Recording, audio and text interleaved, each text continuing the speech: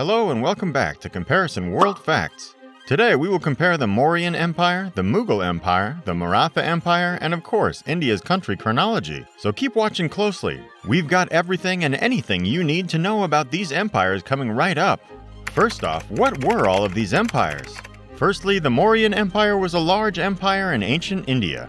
Chandragupta Maurya founded it and later united almost all the Indian kingdoms under his leadership. However, after his death, the empire was separated into multiple different kingdoms and empires. After the splitting between the kingdoms, Babur, the descendant of Genghis and Timur Khan, founded the Mughal Empire after he vanquished Ibrahim Lodi in the First Battle of Panipat in 1526. He went on to establish an empire that expands from Afghanistan in the west to Bengal in the east and Kashmir in the north.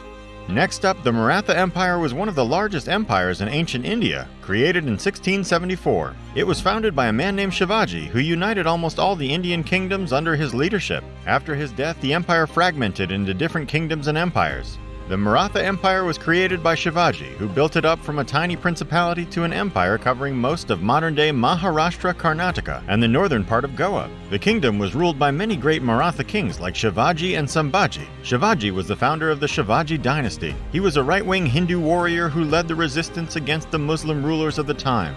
Shivaji wanted to take back the territories of Maharashtra that had been taken by the Adil Shahi of Bijapur and the Mughals of Delhi, and through his efforts he came to be successful in reclaiming the territories. So the Mughal Empire was also roughly as big as the other two empires, and it was one of the largest empires in ancient India. Babur founded it after he defeated Ibrahim Lodi in the First Battle of Panipat. He went on to institute an empire that extended from Afghanistan in the west to Bengal in the east and Kashmir in the north. The Mughal Empire was one of the major powers in the Indian subcontinent during much of the 16th and 17th centuries. It was one of the largest empires in world history, covering much of South Asia, Central Asia, and West Asia. During its peak in the mid-17th century, when it was at the height of its military power, the Mughal Empire controlled approximately one-third of the world's population and one-third of the world's commercial wealth. At its zenith, the Mughal Empire spanned 3,244,000 square miles, or almost 1/8 of the world's land area, and was home to a population of about 20 million people. The Mughal Empire is sometimes referred to as the Mughal period in Indian history, since it was the period during which the Mughal Empire was at its peak in power.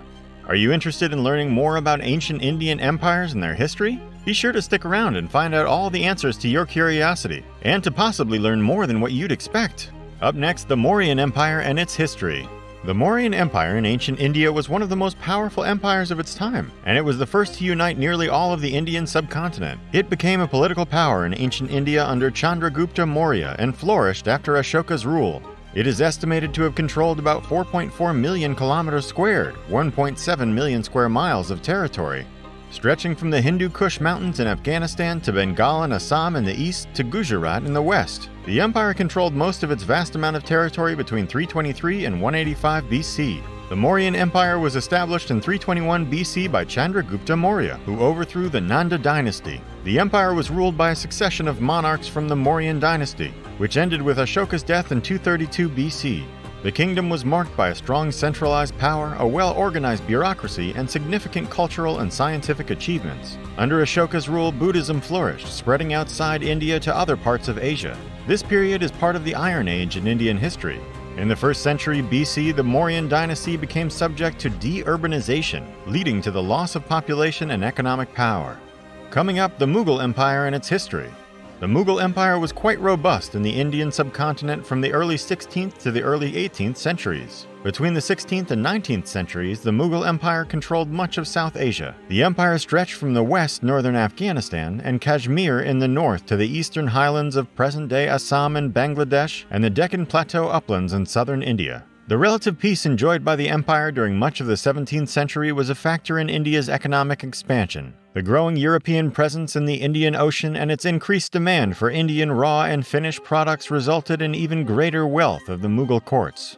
In addition, the peace resulted in greater patronage of painting, literature, textiles, and architecture, especially during the reign of Shah Jahan, who was noted for his patronage of the arts. Among the UNESCO World Heritage Sites in South Asia are Agra Fort, Fatehpur Sikri, Red Fort, Humayun's Tomb, Lahore Fort, Shalimar Gardens, and the Taj Mahal, which is described as the jewel of Muslim art in India and one of the universally admired masterpieces of the world's heritage. According to legend, Babur, a warlord from what is today Uzbekistan, won the Battle of Panipat and marched through India's Uttar Pradesh in 1526, toppling the Sultan of Delhi, Ibrahim Lodi, and conquering the Sultan of Delhi's armies, the Safavid and Ottoman empires, to establish the Mughal Empire. In any event, the Mughal imperial structure was established around 1600, when Sultan Akbar reigned as a Mughal emperor. The imperial structure endured until 1720, when the last Mughal emperor, Aurangzeb, died.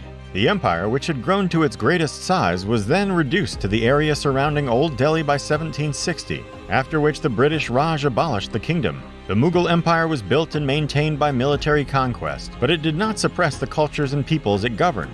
Rather, it unified and pacified them by establishing a wide range of ruling elites and efficient, centralized, and standardized governance. For example, the third Mughal emperor, Akbar, introduced an efficient, centralized, and standardized system of agricultural taxation that collected over half of peasant farmers' output. These taxes were paid in silver coins and compelled peasants and craftsmen to spend their time in larger markets.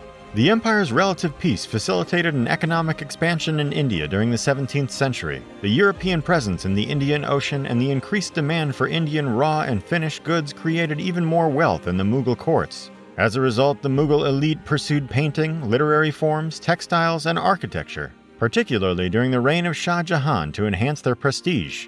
The oldest UNESCO World Heritage Sites in South Asia are the Agra Fort, Fatehpur Sikri, Red Fort, Humayun's Tomb, Lahore Fort, Shalimar Gardens, and the Taj Mahal, which is regarded as a jewel of Muslim art in India and one of the world's universally revered masterpieces. The Maratha Empire was another one of the largest empires in ancient India. It was founded by Shivaji, who united almost all the Indian kingdoms under his leadership. After his death, the empire fragmented into different kingdoms and empires. Babur founded the Mughal Empire after he defeated Ibrahim Lodi in the First Battle of Panipat. He went on to establish an empire that lengthened from Afghanistan in the west to Bengal in the east and Kashmir in the north. The empire was ruled by many great Mughal kings like Akbar, Jahangir, Shah Jahan, and many others. Are you curious as to what else India's history has to offer? If so, then stay tuned to be fascinated by all the interesting elements India's history has to behold. Next, India's country chronology comparison. The Indian Republic was established on the 26th of January 1950, after a period of British rule which started in 1858. The Republic of India was formed from the merger of the Dominion of India and the Union of India. The year 150 BC is often used as the starting point for the Common Era, CE, in India's history and is considered the year in which the Common Era calendar was started in India. However, the Common Era calendar was not widely used in India during the first millennium and a half of the Common Era. The Gregorian calendar was used in India from the late 14th century, and from the early 16th century it began supplanting the Buddhist calendar as the official calendar. The Common Era calendar was used in India until 1927. Chandragupta Maurya founded the Mauryan Empire, which united almost all the Indian kingdoms under his leadership. After his death, the empire fragmented into different kingdoms and empires. India Country Overview.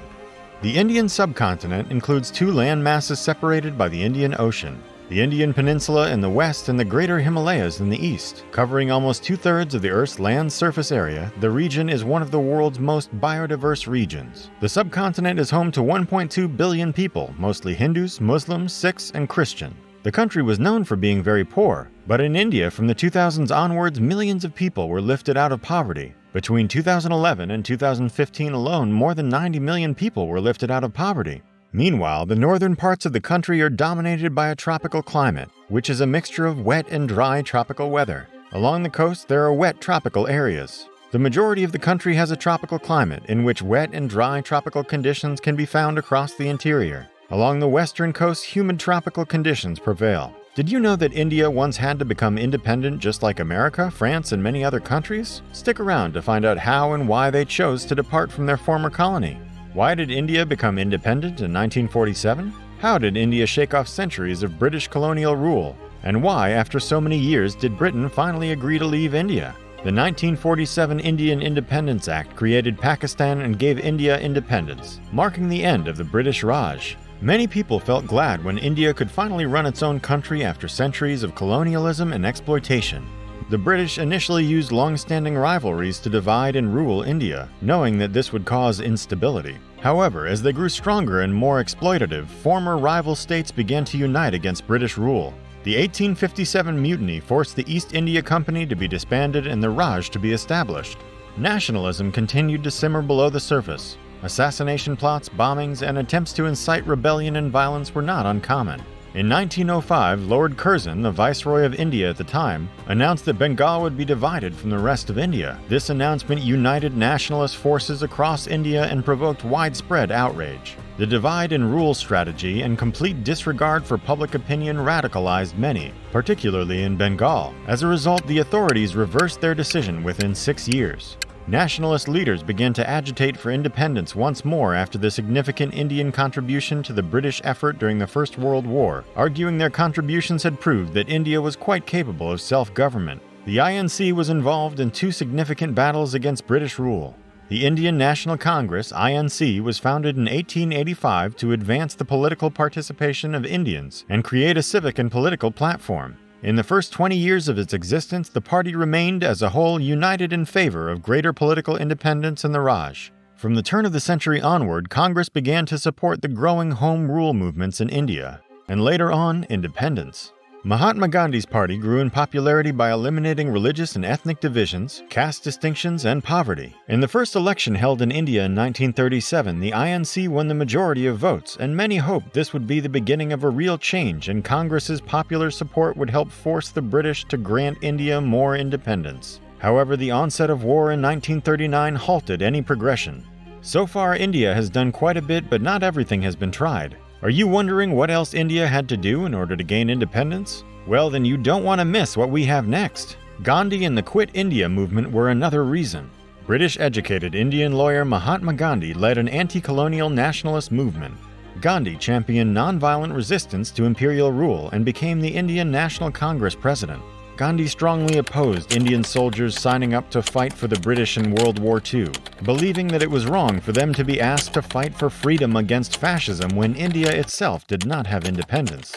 Gandhi's Quit India speech, delivered in 1942, urged Indians to resist British demands and colonial rule and called for a swift British withdrawal from India. Although small-scale violence and disruption resulted, Gandhi's movement failed to gain momentum in the short term.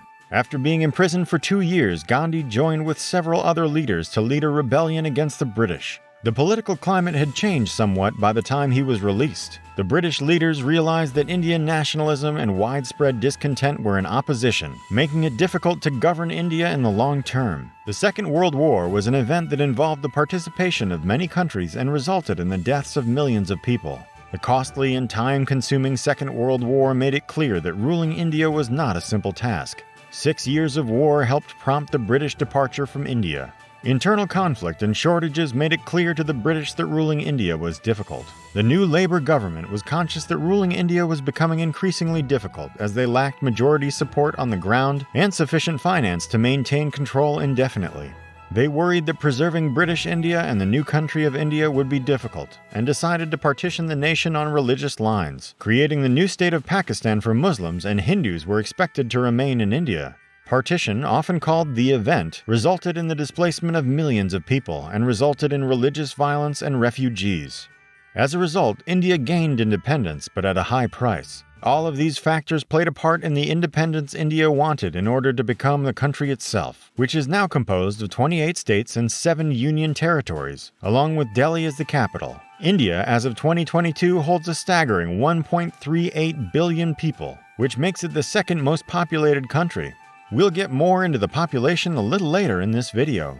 India's republic is situated in southern Asia and borders China, Nepal, Bhutan, Bangladesh, Burma, Myanmar, and Pakistan to the north. To the northeast, Afghanistan also borders some disputed territory. The country is bordered to the west by the Arabian Sea, to the south by the Indian Ocean, and to the east by the Bay of Bengal. The Himalayan mountain range dominates northern India, while the Amamudi mountain range is located in the southern part of India. Returning to India's population, India is the second most populated country in the world and the world's 7th largest country. It is expected to outpace China in the coming century to become the Earth's most populated country. According to 2020 population reports, 1.3 billion people live in India, 29% of which reside in urban areas. It is believed that India has more than 2,000 ethnic groups.